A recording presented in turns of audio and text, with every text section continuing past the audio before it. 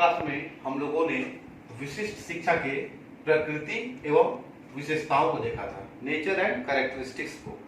और इस क्लास में हम लोग स्टार्ट करते हैं विशिष्ट शिक्षा के उद्देश्य से। यहाँ उद्देश्य से क्या तात्पर्य है? उद्देश्य से तात्पर्य है ऑब्जेक्टिव्स ऑफ स्पेशल एजुकेशन। मतलब विशिष्ट शिक्षा का उद्देश्य क्या है, मोटो क्या है इसका। जो विशिष्ट शिक्षा की बात हम लोग कर रहे हैं, जो विशिष्ट शिक्षा समाज में लाया गया है, उसका मोटो क्या है, मेन गोल क्या है उसका। तो मेन गोल अगर देखा जाए तो उसको पॉइंट वाइज हम लोग देखते हैं। और पहला उद्देश्य है इसका पूर्व पहचान तथा निर्धारण करना। अर्थात विशिष्ट शिक्षा का जो पहला उद्देश्य है वह यह है कि वह विशिष्ट बालकों का पहचान करे और निर्धारण करे, ताकि यह पता चल सके कि वाकई में यह विशिष्ट बालक है कि नहीं, क्या यह सामान्य बालक से भिन्न है। अगर है तो उसका पहचान होना चाहिए और उसी हिसाब से उसका निर्धारण होना चाहिए। सेकंड उद्देश्य है शारीरिक रोग की दशा में पहले रोकथाम का उपाय। इससे तात्पर्य यह है कि जो विशिष्ट शिक्षा का उद्देश्य है वह पहले विशिष्ट बालकों को अगर किसी प्रकार का शारीरिक दोष है, अगर उनके शरीर में किसी प्रकार की दिव्यांगता हो, अपंगता हो या किसी भी प्रकार का दोष हो, तो सबसे पहले उसका क्या काम है? पहले शिक्षा देना काम नहीं है, पहले उस बीमारी का रोकथाम करना। मतलब उसको रोका जाए, उस बीमारी को कम किया जाए, ताकि वह शिक्षा ग्रहण करने में सरलता महसूस कर सके अपने आप को। तीसरा है समाज में समायोजित कर सके। विशिष्ट शिक्षा का यह बहुत ही इंपॉर्टेंट मोटो यह है कि विशिष्ट शिक्षा हमेशा विशिष्ट बालकों को समाज में समायोजित करने का काम करती है, ताकि वह भी सामान्य बालकों की तरह समाज में अपने आप को सामंजस्य के साथ रख सके, समाज में अपने आप को स्थापित कर सके और एक अच्छे नागरिक के तौर पे अपना जीवन यापन बिता सके। नेक्स्ट है शारीरिक रूप से बाधित बालक को पुनर्वास करना। पुनर्वास करने से तात्पर्य है यहाँ शारीरिक बालकों के लिए, शारीरिक रूप से जो भी बच्चे बाधित हैं उनको पुनर्वास का यहाँ अर्थ यह बता रहा है कि जो भी बच्चे शारीरिक रूप से बाधित हो या दिव्यांग हो, उन बच्चों को वैसे स्पेशल जगह पे रखना जहां उनका बहुत ही अच्छे तरह से देखभाल किया जा सके और उनके बाधिता को कम से कम करने का प्रयास किया जा सके। नेक्स्ट है बच्चों के प्रति माता पिता समाज के दृष्टिकोण को बदलना। यहाँ दृष्टिकोण जो है बहुत ही अहम सवाल खड़ा करता है, क्योंकि यही दृष्टिकोण है जो पहले के जमाने में रूढ़िपूर्ण माना जाता था। इन प्रकार के बच्चों को, जो बच्चे दिव्यांग हो, जो बच्चे किसी भी बीमारी से ग्रसित हो, तो समाज क्या है, समाज अपने दृष्टिकोण को उस बच्चों से थोड़ा सा हेय दृष्टि से देखता है और उन बच्चों के प्रति अपना जो भावना है वो एक अलग प्रकार का प्रक्रिया प्रदान करता है। तो बच्चों के प्रति सबसे पहले माता पिता, क्योंकि बच्चा घर में ही बड़ा होता है और पहला पाठशाला बच्चा का घर ही होता है, परिवार होता है, फिर समाज।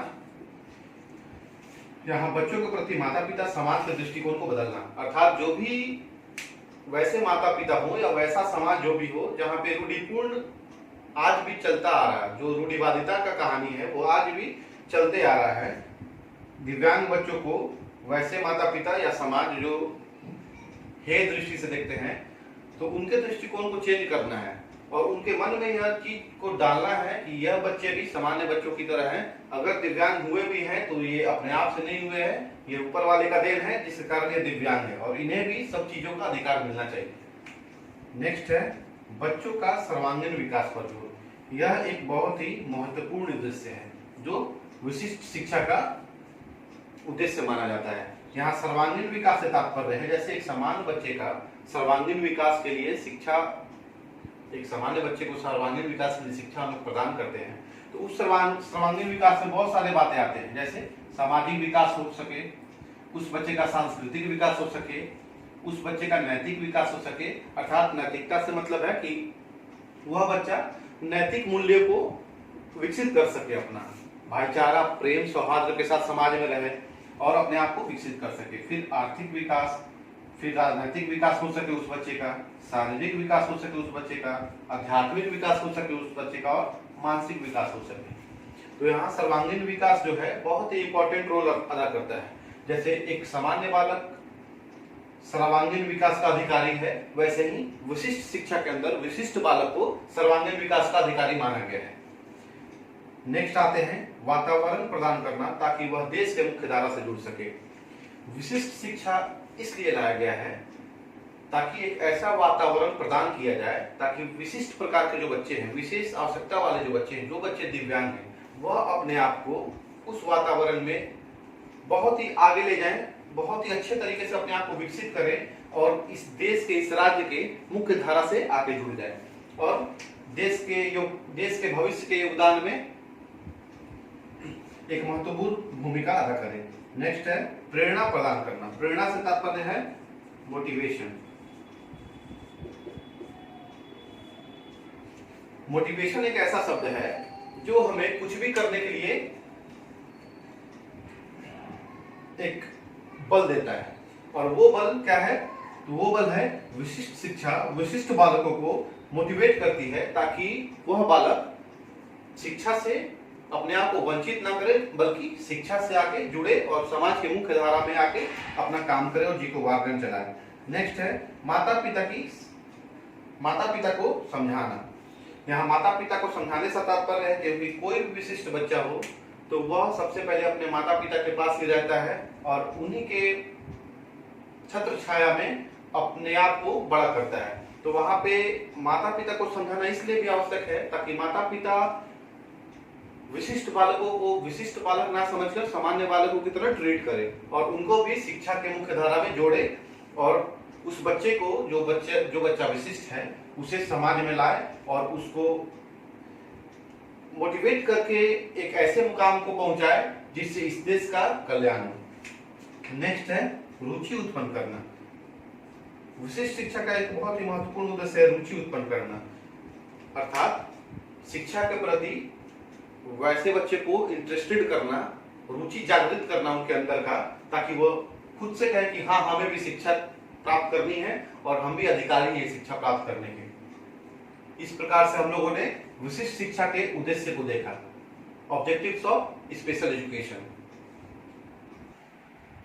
विशिष्ट शिक्षा के गुण और दोष की जहां तक हम बात करते हैं तो सबसे पहले हम आएंगे विशिष्ट शिक्षा के गुण के तरफ, मेरिट ऑफ स्पेशल एजुकेशन।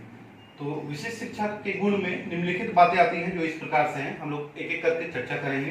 पहला गुण यह है कि विशिष्ट शिक्षा के द्वारा बालक अपने गति के अनुसार सीखता है। यह बात एकदम सच है क्योंकि विशिष्ट शिक्षा के अंतर्गत जो विशेष प्रकार के बालक हैं वह अपने गति के अनुसार सीखता है, अर्थात उसके सीखने का जो कैपेसिटी है वह अपने कैपेसिटी के अनुसार ही सीखेगा। ऐसा नहीं होगा कि टीचर उसको सिखाएगा और वह तेजी से सीखते चला जाएगा। उसका जो कैपेसिटी लेवल है वो अपने लेवल से ना ऊपर जाएगा ना नीचे आएगा, वो अपने लेवल के हिसाब से ही उसको सीखते चला जाएगा। सेकंड, कक्षा में विद्यार्थी की कमी जिससे शिक्षण व्यक्तिगत रूप से ध्यान दे पाता है। विशिष्ट विद्यालय के अंतर्गत या विशिष्ट शिक्षा के अंतर्गत विशेष कक्षा में जो भी विशेष बच्चे हैं वह संख्यात्मक रूप से कम होते हैं। तो जाहिर सी बात है जब एक क्लासरूम में अगर स्टूडेंट कम होगा तो टीचर आराम से और सरलता से व्यक्तिगत रूप से उसके परेशानियों को जान पाएगा और उसके परेशानियों को दूर करने के लिए हर संभव प्रयास करेगा। तो यहाँ यही बात बताया जा रहा है कि यह इसका गुण है कि विशिष्ट शिक्षा के अंतर्गत क्लासरूम में बच्चे कम होते हैं जिसके कारण एक शिक्षक को व्यक्तिगत रूप से ध्यान देने का मौका मिल पाता है। तीसरा गुण है विशेष शिक्षण विधि का प्रयोग। विशिष्ट शिक्षण विधि का प्रयोग से तात्पर्य है विशिष्ट विद्यालय में या विशिष्ट कक्षा के अंतर्गत या विशिष्ट शिक्षा के अंतर्गत विशेष बालकों को विशेष प्रकार के शिक्षण विधि के साथ पढ़ाया जाता है। ऐसा नहीं है कि जो शिक्षण विधि का यूज हम लोग सामान्य बालकों को पढ़ाने में करते हैं उसी फॉर्मेट से ये लोग भी सीख जाएंगे, ऐसा नहीं है। इन लोगों को सिखाने के लिए या इन लोगों को पढ़ाने के लिए या इन लोगों को शिक्षा ग्रहण करवाने के लिए या प्रदान करने के लिए हमेशा एक विशेष शिक्षण विधि का प्रयोग होता है और यह शिक्षण विधि वैसा शिक्षण विधि होता है जिससे इस विशेष प्रकार के जो आवश्यकता वाले बच्चे हैं उनको ज्यादा से ज्यादा लाभ पहुंचे और ज्यादा से ज्यादा सरलता से वो किसी भी शिक्षा को ग्रहण कर सके। नेक्स्ट, विशेष शिक्षण सामग्रियों का उपयोग। विशेष यहाँ शिक्षण सामग्री से मतलब है TLM अर्थात टीचिंग लर्निंग मटेरियल, जिन्हें शिक्षक सहायक सामग्री के नाम से जानते हैं।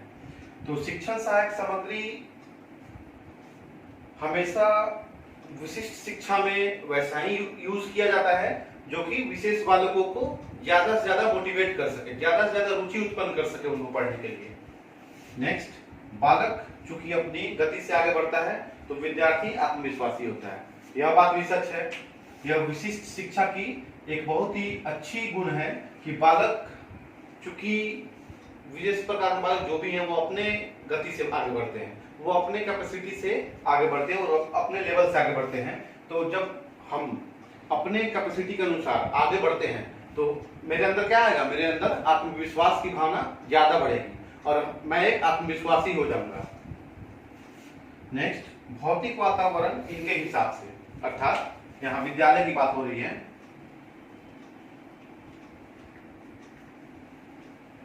स्कूल की बात हो रही है। स्कूल का जो भौतिक वातावरण है, जो अंदर का वातावरण है, जो ये भौतिक वातावरण में जो इंफ्रास्ट्रक्चर है स्कूल का, जो बनावट है क्लासरूम का, वह हमेशा विशिष्ट बालकों के अनुरूप होना चाहिए। अगर कोई शारीरिक बाध्यता से ग्रसित है या शारीरिक रूप से अपंग है तो उसके बैठने का उचित प्रबंध होना चाहिए, या जो दृष्टि बाधित बालक है उसके बैठने का उचित प्रबंध होना चाहिए, या जो श्रवण बाधित बालक है उसके बैठने का उचित प्रबंध होना चाहिए। तो यहाँ भौतिक वातावरण से विद्यालय के अंदर के भौतिक वातावरण का बात किया गया है। नेक्स्ट, विशिष्ट विद्यालयों में इनके लिए सामग्री उपलब्ध होती है तो शिक्षक को सुगमता प्राप्त होती है। जब विशिष्ट बालक में विशिष्ट प्रकार के बच्चे पढ़ने जाते हैं तो चूंकि इस विद्यालय में विशिष्ट प्रकार के बच्चे पढ़ने आते हैं तो उन्हें किन किन सामग्रियों की आवश्यकता है पढ़ाने के लिए, किन किन इक्विपमेंट का जरूरत पड़ता है उनको समझाने के लिए, उनको पढ़ाने के लिए।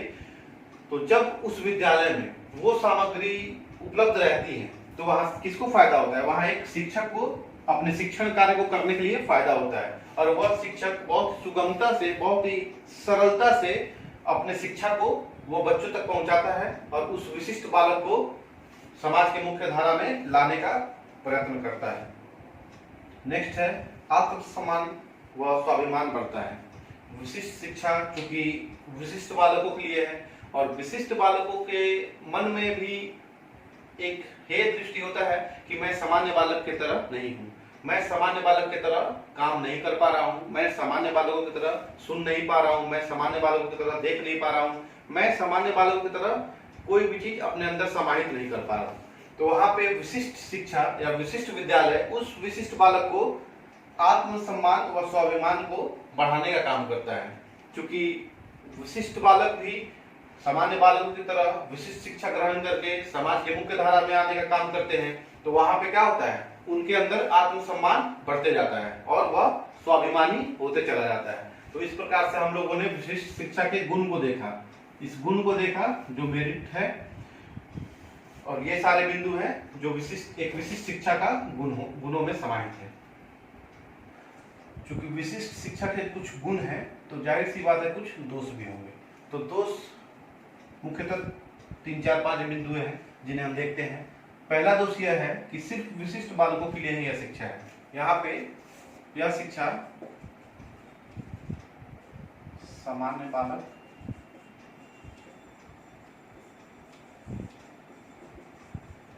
विशिष्ट बालक, तो यह शिक्षा सामान्य बालकों के लिए बिल्कुल भी नहीं है। यह शिक्षा सिर्फ और सिर्फ विशिष्ट बालकों के लिए, वैसे बालकों के लिए है जो बालक विशिष्ट बालकों के श्रेणी में आते हैं। नेक्स्ट, खर्चीली व्यवस्था। चूंकि विशिष्ट शिक्षा सिर्फ और सिर्फ विशिष्ट बालकों के ऊपर काम करती है तो जाहिर सी बात है कि विशिष्ट बालकों को इस शिक्षा के अंदर लाने के लिए उन्हें विशेष प्रकार के विद्यालय चाहिए, विशेष प्रकार के क्लासरूम चाहिए, विशेष प्रकार के शिक्षण विधि को धरातल पे लाना होगा, विशेष प्रकार के प्रशिक्षणों को शिक्षक को प्रदान करवाना पड़ेगा, विशेष प्रकार के क्लासरूम में इक्विपमेंट का इस्तेमाल करना होगा। तो यहाँ पे मिला जुला कर यह बहुत ही ज्यादा खर्चीली व्यवस्था है, तो यह इसके दोष में शामिल है। फिर तीसरा रूढ़िवादिता से ग्रसित, चूंकि माता पिता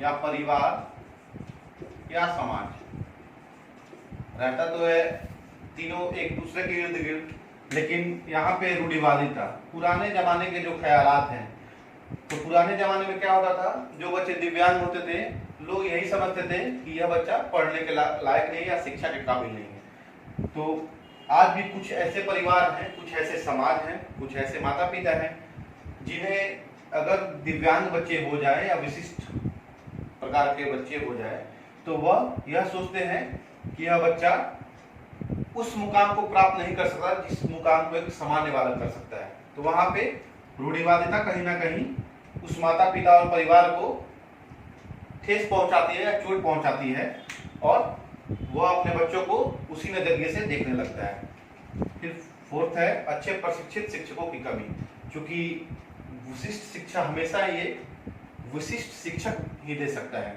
क्योंकि विशिष्ट शिक्षक तभी होगा जब वो विशिष्ट प्रकार का प्रशिक्षण प्राप्त करेगा, और उस प्रशिक्षण के द्वारा एक शिक्षक विशिष्ट बालकों को शिक्षा प्रदान करवा सकता है। और अच्छे प्रशिक्षित शिक्षकों की अभी हमारे देश में कमी है, जिसके कारण से जो विशिष्ट बालक है वह अभी उस माहौल में नहीं आ पाए हैं जिस माहौल में उनको आज के आधुनिक युग में होना चाहिए।